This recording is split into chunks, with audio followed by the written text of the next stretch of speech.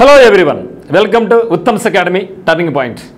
మరి last minutes tips for APHC ఎవరైతే process server, office subordinate, drivers, అదే మాదిరిగా ఎగ్జామినర్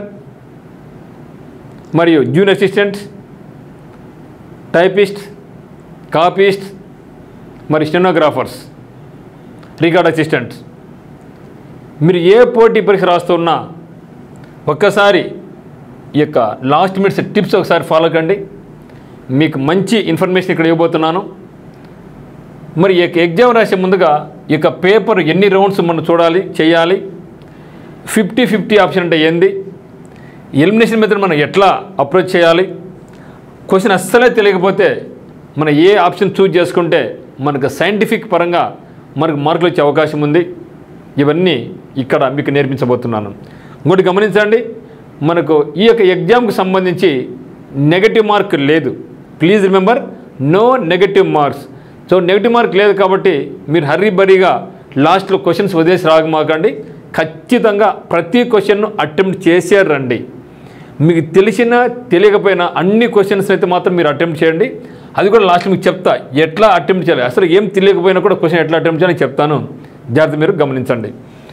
మరి మీ యొక్క హాల్ టికెట్ను మాత్రం ఇప్పటికే సిద్ధంగా చేసుకుని ఉంటారు అనుకుంటున్నా, ఎందుకంటే ఆల్రెడీ దీని యొక్క వీడియో చేయడం జరిగింది కాబట్టి హాల్ టికెట్స్ భద్రంగా ఉంచుకోండి. ప్రూఫ్, ఐడి ప్రూఫ్ దగ్గర పెట్టుకోండి. మీకు ఎగ్జామ్ సెంటర్ ఎక్కడుందో, మీ ఇంటి నుంచి ఎక్కడ ఎంత దూరం పోతున్నాం, మీరు దేనికి వెళ్తున్నారు, బస్సా, ఆటోనా, బైకా, మీకు ఓన్ అరేంజ్మెంట్ ఉంటుంది కదా, ఎంత టైం పడతా ఉంది, నేను వాళ్ళకి ఇచ్చినటువంటి రిపోర్టింగ్ టైంకి పోతున్నా లేదా, ఇవన్నీ కూడా బేరీజ్ వేసుకొని ముందుకు యుద్ధానికి సిద్ధంగా ఉండండి మిత్రమా. మరి ఫస్ట్ మీరు చేయాల్సిన పని అంటే బీ కాన్ఫిడెంట్. అలా మీరు పోయిన వెంటనే చాలామంది ఉంటారు, ఓయమ్మ ఎంతమంది ఎగ్జామ్ అప్లై చేస్తారా, వామ్మ నా వల్ల కాదు అని డిసప్పాయింట్ మాత్రం కామాకండి. మనలాగే వాళ్ళు కూడా మనల్ని చూసి వాళ్ళు భయపడుతూ ఉంటారు, మనం వాళ్ళని చూసి భయపడుతూ ఉంటాం. ఇది అందరికీ కామన్గా ఉండేటటువంటిదే కాబట్టి so first be confident, be cool, don't fear. So don't panic at any circumstances. ఏ పరిస్థితి వచ్చినా సరే మీరు ప్యానిక్ అయిపోయి భయపడి బెంబెలిచి పోమాకండి. ఓకే, కాబట్టి రీడ్ ఆల్ ఇన్స్ట్రక్షన్స్ ఫస్ట్. అంటే క్వశ్చన్ పేపర్ ఇచ్చిన వెంటనే ఫస్ట్ మీరు అన్నీ కూడా ఇన్స్ట్రక్షన్ ఒకసారి చూడండి. బట్ దానికన్నా ముందు మీరు ఏం చేయాలంటే ఈ యొక్క నైట్ మీకు ఎప్పుడు అయితే ఎగ్జామ్ ఉందో ఆ రోజు బాగా నిద్రపోండి, ఇబ్బంది ఏం లేదు. మినిమం నిద్ర అయితే మీకు అవసరం ఉంటుంది. ఆ రోజు డే నైట్ చేసి చదువుకొని పోయినా కూడా ఆల్రెడీ క్వశ్చన్ పేపర్ ఫేమ్ అయిపోయింది, మన చదువుని రాకపోవచ్చు, ఎందుకంటే దిస్ నాట్ అకాడమిక్ అని గుర్తుపెట్టుకోండి. సో మరి క్వశ్చన్ పేపర్ చూసిన వెంటనే మీరు ప్యానిక్ కామకండి. అక్కడ క్వశ్చన్స్ కొంచెం డిఫికల్ట్గా ఉండొచ్చు, క్వశ్చన్స్ ఈజీగా ఉండవచ్చు. కష్టంగా ఉందనేసి మీరు ప్యానిక్ అయిపోతే ఆ యొక్క ఎఫెక్ట్ మీకు లాస్ట్ 1.5 hour మీద ఇంపాక్ట్ పడుతుంది, 90 minutes మీద ఇంపాక్ట్ పడుతుంది. కాబట్టి మనకు కష్టంగా అనిపించింది అనుకోండి, పక్క వాళ్ళకు కూడా కష్టంగానే ఉంటుంది. మనకు ఈజీగా ఉంటే వాళ్ళు కూడా ఈజీగా ఉంటుంది. కాబట్టి అది పేపర్ ఈజీ అయినా హార్డ్ అయినా సో మనం భయపడాల్సిన అవసరమే లేదు. ఈజీగా ఉంటే అందరికి ఈజీ అని భావించండి, మనకు కష్టంగా ఉందంటే వాళ్ళకి ఇంకా కష్టమని మీరు ఫీల్ కాండి. అట్లీస్ట్ మనం చదివినాం, ఓకేనా. సో కాబట్టి కాన్ఫిడెంట్గా ఉండండి. ఆ కాన్ఫిడెంట్ మీరు ఈ యొక్క శ్రమ, ఈ యొక్క 3 months 4 months పడిన శ్రమ అంతా కూడా ఈ యొక్క 1.5 hour డిసైడ్ చేస్తుంది. కాబట్టి అదే మాదిరిగా don't struck on one question. ఎప్పుడు కూడా ఒక క్వశ్చన్ మీద స్ట్రక్ అయిపోకండి. దాన్ని పట్టుకొని ఊగలాడుతూ ఉంటే ఇబ్బంది పడతాం. క్వశ్చన్ కష్టంగా ఉందా వదిలేయి, నెక్స్ట్ వెళ్ళిపోదాం, నెక్స్ట్ కష్టంగా ఉంది వదిలేయి, 3rd 4th 5th ఈజీగా కష్టంగా వదిలేయి. సో అది వదులుతా పోయినా కూడా మనకు లాస్ట్కు మనకు సంబంధించిన క్వశ్చన్ మంచి క్వశ్చన్స్ ఉంటాయి, దాన్ని ముందుకు తీసుకెళ్దాం. సో మూవ్, నెక్స్ట్ క్వశ్చన్ అంతే. క్వశ్చన్ రాలేదా ఏం చేద్దాం, సో మూవ్ అంతే, టక్క మూవ్ కావడమే. ఇప్పుడు చూద్దాం. మరి మొత్తం తెలుసు 80 questions ఉంటాయి, 90 నిమిషాల టైం. అంటే క్వశ్చన్స్ ఏమో తక్కువ, టైం ఏమో ఎక్కువ. అది కాకుండా మనకు ఓన్లీ ఉండేది జీకే 40 questions, ఇంగ్లీష్ 40 questions ఉంటాయి. ప్రాసెస్ సర్వర్ కానీ, సబార్డినేట్ కానీ, డ్రైవర్ కానీ ఏముంటుంది 40 జీకే ఉంటుంది, 10 ఇంగ్లీష్ వొకాబులరీ ఉంటుంది, 30 రీజనింగ్ ఉంటుంది. మీకు టైం తీసుకునేది ఎక్కడంటే రీజనింగ్లో టైం తీసుకోవచ్చేమో కానీ మిగతా ఎక్కడ కూడా టైం తీసుకునే అవకాశమే లేదు. ఎందుకంటే చూస్తేనే క్వశ్చన్ వచ్చిందా రాలేదా డిసైడ్ చేస్తాం, వచ్చిందంటే చేస్తాం, లేదంటే గమనం వదిలేసుకుంటూ పోతా ఉంటాం. కాబట్టి టైం వేస్ట్ అయ్యే ప్రసక్తే లేదు. మీరు క్వశ్చన్స్ బాగా ఆలోచించుకొని చదవండి. ఫస్ట్ ఏం చేయాలంటే పేపర్ను మినిమం అంటే మీరు మినిమం రెండు రౌండ్స్ చేయాలి. సో మినిమం 2 rounds చేయాలి. అంటే ఏమి ఫాస్ట్గా వెళ్ళిపోవాలి. ఈ యొక్క 80 questions ఈజీగా ఉన్నాయి, కష్టంగా ఏమి తెలిసిపోద్ది. ఈ యొక్క ఫస్ట్ రౌండ్లో మీరు ఏం చేయాలంటే టక్క పోయి క్వశ్చన్స్ వచ్చినట్టు రమ్మనిలేండి. సో 80లో మీకు 14 వచ్చింది, నో ప్రాబ్లం, 14 చేయండి అంతే, భయపడద్దండి. సో క్వశ్చన్స్ను టక్క చేసుకుంటూ పోతానండి. క్వశ్చన్ చేయడము, సేవ్ చేయడము, నెక్స్ట్ సేవ్ నెక్స్ట్ అంతే, అది వెళ్ళిపోతాం. సో అప్పటికి మీకు దాదాపు సగం క్వశ్చన్స్ మీకు తెలిసినవి ఉంటాయి, భయపడకాకండి. ఒక 20 ఉన్నీలండి. సో భయపడద్దండి. ఎందుకంటే చాలామంది ఏం చేస్తారంటే ఫస్ట్ చేసుకుంటూ పోతారు, లాస్ట్ టైం అయిపోతుంది. లాస్ట్ క్వశ్చన్స్ కనీసం అంటే ఒక 15 క్వశ్చన్స్ ఈజీగా ఉంటాయి. తర్వాత ఎంత ఈజీగా ఉన్నాయిరా అని అనిపిస్తుంది. ఆ యొక్క ఫీల్ వద్దనుకుంటే ఫస్ట్ మనం ఒక 3/4 గంటలో, సో 3/4 గంటలో అంటే 45 మినిట్స్ లేదా అరగంట, ఎంత మీ ఇష్టం అది. ఈ 3/4 గంట టైంలో ఫస్ట్ క్వశ్చన్ నుంచి 80 క్వశ్చన్స్ ఏమున్నాయో చూసుకుంటూ పోవాలి. చూసుకుంటూ పోవడం కాదు, అక్కడ మీకు వచ్చినటువంటి ఫస్ట్ రౌండ్లో మీరు ఏం చేయాలా, ఆన్సర్ క్లిక్ చేసుకుంటూ పోతారు. క్లిక్ చేయడం, సో క్లిక్ చేయడము, సేవ్ చేయడం, next, okay, click, save, next వెళ్ళిపోవడం అంతే. సో కాబట్టి మినిమం అయితే మీరు ఏం చేయాలంటే 2 రౌండ్స్, ఫస్ట్ రౌండ్స్ అంతా ఏం చేయాలి, సింపుల్గా ఉన్నటువంటి చేసుకుంటూ పోవాలి. రెండవ రౌండ్లో మనం ఏవైతే చెయ్యలేదో వాటిని చేసుకుంటూ వెళ్ళండి. తర్వాత ఫస్ట్ ఏ సెక్షన్ చేయాలి అనేది మీకు డౌట్ వస్తుంది.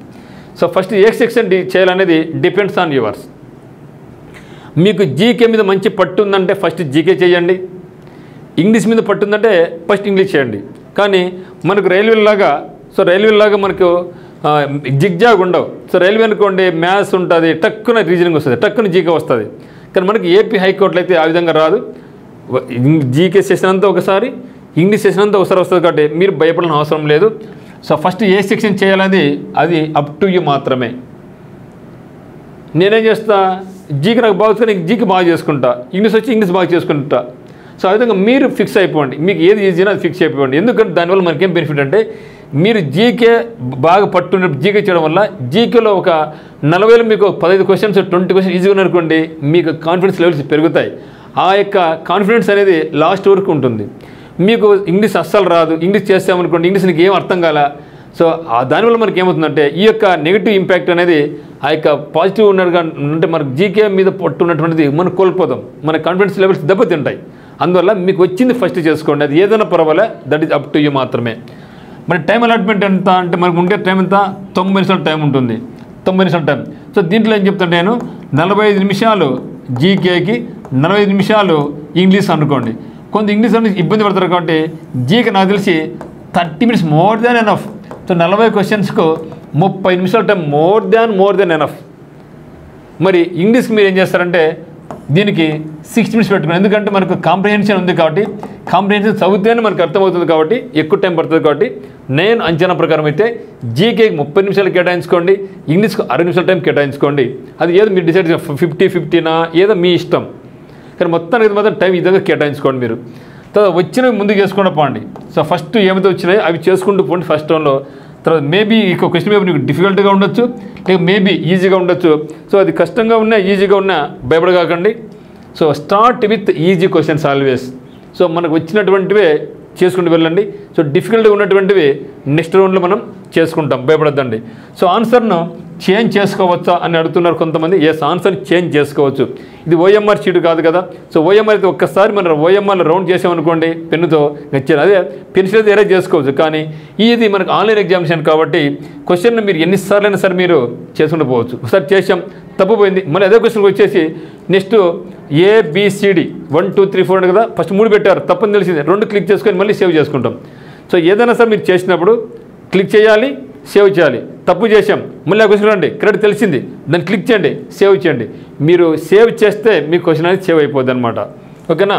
తర్వాత ఏం చేయాలంటే వచ్చేనటువంటి ముందు చేసుకొని అయిపోయి తర్వాత 50-50 క్వశ్చన్స్ ఉంటాయి. 50-50 ఛాన్స్ అంటే మనకు 1 2 3 4 ఆప్షన్స్ ఉంటాయి. ఓకే. సో 1 2 3 4 ఆప్షన్స్ ఉన్నప్పుడు మనకు ఆన్సర్ ఖచ్చితంగా 2 కాదని తెలిసిపోయింది, 4 కాదని తెలిసిపోయింది. 2 కాదు 4 కాదు పక్క తెలిసిపోయింది. అది ఇప్పుడు 1 పెట్టాలన్నా 3 పెట్టాలన్నా ఇప్పుడు ఖచ్చితంగా మీరు క్వశ్చన్ అటెంప్ట్ చేయాల్సిందే. ఖచ్చితంగా ఇప్పుడు 2 3 పెట్టగానే 1లో 3లో చూజ్ చేసుకోండి. సో 1 3లో చూజ్ చేసుకున్నప్పుడు మీకు ఏమైతే నచ్చుతుందో, నేనేం చెప్తాను, మీకు అస్సలు క్వశ్చన్ తెలియలేదనుకోండి, దానికి ట్రిక్ చెప్తా, ఆ ట్రిక్ని కవిది మీరు ఫాలో కండి. ఓకే. ఇప్పుడు మీరు ఏం చేయాలంటే ఖచ్చితంగా 1 కానీ 3 కానీ పెట్టేసుకోండి. సో ఒకవేళ మీరు బియాండ్ పోయి ఆలోచించి ఎస్ ఇది ఖచ్చితంగా దీనికంటే ఎక్కువ వెయిటేజ్ ఉందనుకున్నప్పుడు గో ఫర్ ఆన్సర్ సి మీద క్లిక్ చేసుకోండి. సో సి మీద క్లిక్ చేసుకోండి. ఇప్పుడు మనకి ఏమవుతుందంటే ఈ రెండైతే కాదు ఖచ్చితంగా, వస్తే ఆన్సర్ వస్తాయి, లేదంటే పోతాయి, న్యూట్రల్ మార్క్ కూడా ఏం లేదు కదా. సో ఇది క్లిక్ చేసే అవుతుంది, అది కూడా పోయా. ఇప్పుడు మనకు ఛాన్స్ ఉంది, 50-50 ఛాన్స్ ఉంది, వస్తే 1 మార్కు, లేకుంటే నో ప్రాబ్లం. సో కాబట్టి 50-50 ఛాన్స్ మాత్రం అస్సలు వదిలిపెట్టమాకండి, ఖచ్చితంగా మీరు అటెంప్ట్ చేయాల్సిందే. సో ఆప్షన్ మెథడ్ లేదా ఎలిమినేషన్ మెథడ్ మనం చేస్తూ ఉన్న కింద ఆప్షన్స్ 1, 2, 3, 4 ఉంటాయి.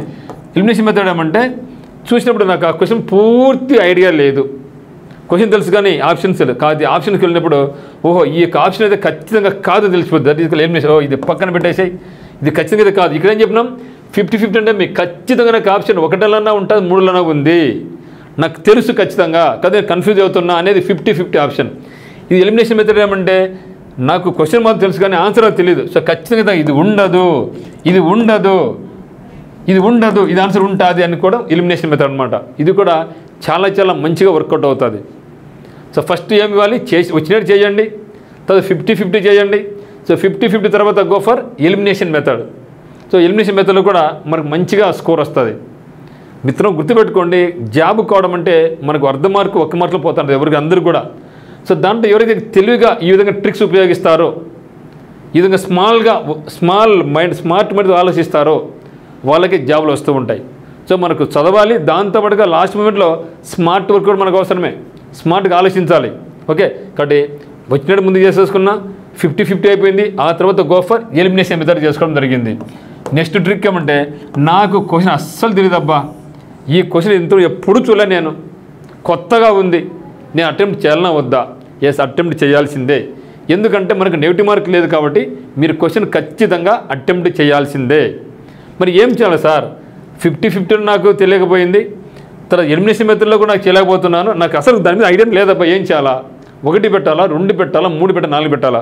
ఇక్కడ కొందరు ఏం చేస్తారంటే 1 పెడతారు, కొందరు 2, నెక్స్ట్ 3 పెడతారు, 4 పెడతారు, 4 పెట్టుకుంటారు, 1, 2 మళ్ళీ ఇట్లా వస్తారు, మళ్ళీ ఇట్లా వస్తారు, ఇట్లా పోతారు, ఇట్లా వస్తారు, ఇట్లా వస్తారు.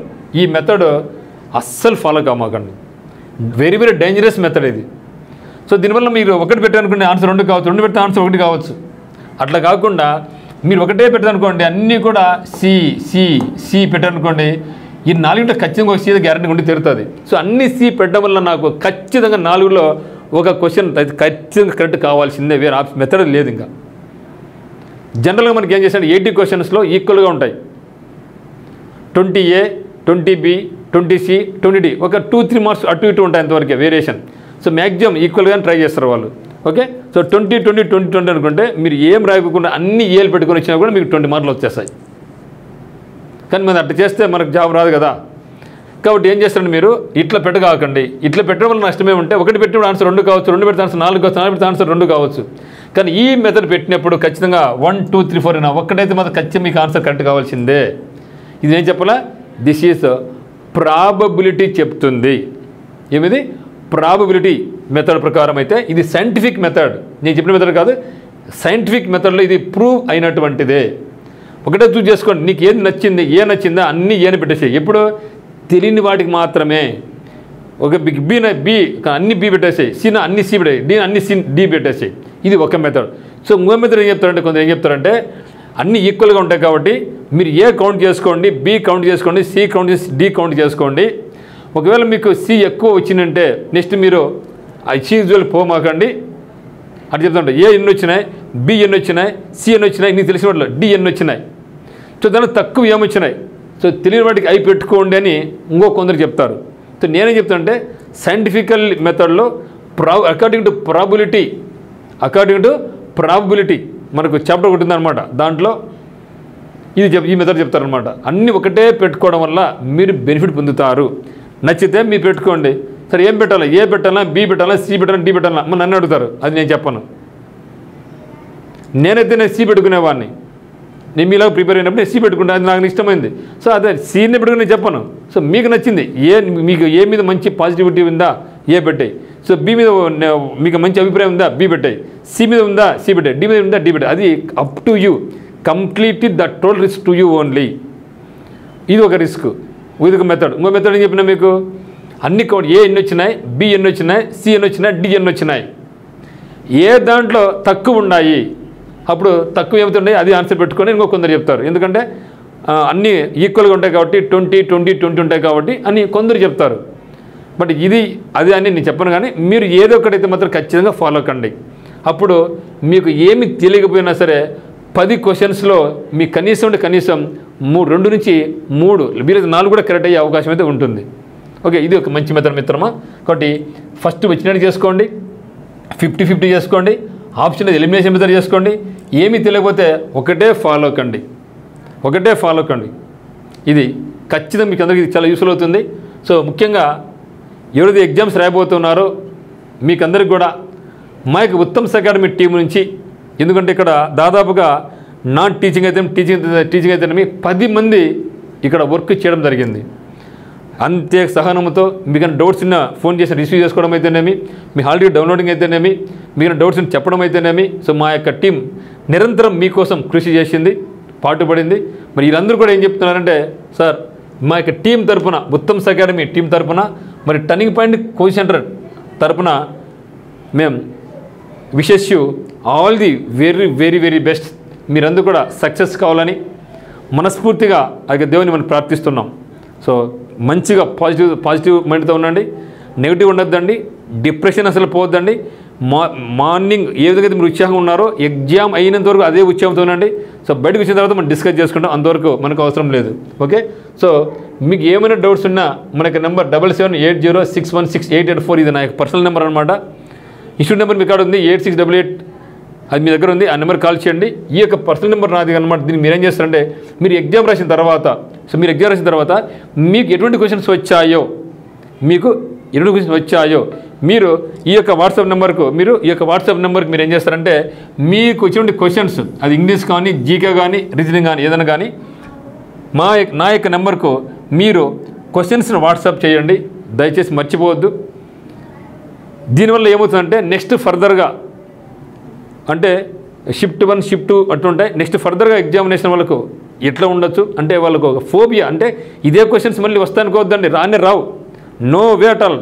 ఫస్ట్ షిఫ్ట్ వచ్చిన క్వశ్చన్స్ నెక్స్ట్ ఏ షిఫ్ట్లోకి ఎగ్జామ్ మార్క్ అవి రావు, ఇంకా బిట్స్ రావు. కాకపోతే ఏమంటే మనకు ఒక అంచనా అనమాట, పేపర్ ఇట్లా వస్తూ ఉంది, ఈజీగా ఉంది, హార్డ్గా ఉంది, ఒక అంచనా ప్రకారం మాత్రమే. కాబట్టి దయచేసి రేపు మార్నింగ్ ఎవరికైతే మార్నింగ్ షిఫ్ట్ ఉందో మీరు మీ యొక్క క్వశ్చన్స్ను నా యొక్క వాట్సాప్కి పెట్టండి. ఆ యొక్క క్వశ్చన్స్ దాంతో మీ యొక్క పేరు నాకు పెట్టండి. పెడితే తిరిగి యొక్క యూట్యూబ్ ద్వారా మీ యొక్క పేరు ఎవరైతే పంపించారో వాళ్ళ పేరు, మీ యొక్క మార్కులు ఏమి చదవలేండి, భయపడద్దు. ఆ క్వశ్చన్స్ను మేము ఈ యొక్క యూట్యూబ్ ద్వారా 10 మందికి మళ్ళీ తెలియపరుస్తాం. ఇది జస్ట్ ఒక కోఆర్డినేషన్ మాత్రమే అనమాట. కాబట్టి ఖచ్చితంగా మీకు ఈ యొక్క నెంబర్కు వాట్సాప్ బిట్స్ పెడితే మిగిలిన వాళ్ళకు హెల్ప్ అవుతుంది అనమాట. సో దయచేసి ఈ నెంబర్కి అయితే మాత్రం మీరు బిట్స్ పెట్టడం మర్చిపోద్దండి. So once again I wish you all the very best for the tomorrow examination and further examinations. Thank you.